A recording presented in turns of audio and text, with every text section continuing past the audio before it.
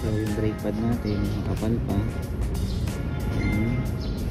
So lilihain lang to, linisan lang, pero makapal pa, goods pa.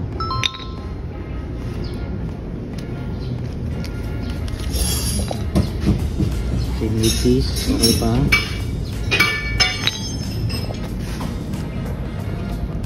So yan, makakapal pa ang brake pads natin. So rotor disc, i-replacing lang natin kasi may mga kanan para hindi na siya pag nagtreno walang parang buhangin.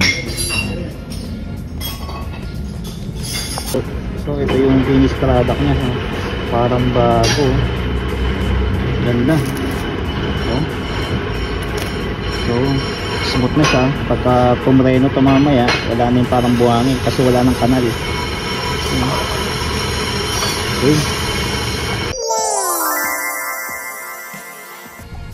So yun, no, good day mga ma'am and sir. This is Jong Viola Photo House. Ngayon, this is 2019 Hyundai Kona, no? Pina-check natin yung rotor disc nya.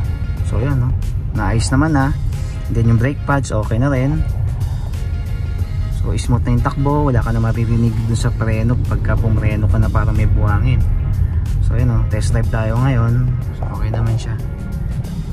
Alright, so see you later mamaya sa showroom.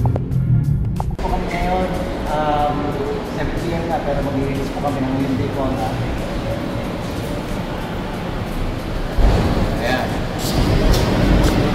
Yung client po namin nasa loob, nag-aantay. Sabatin po.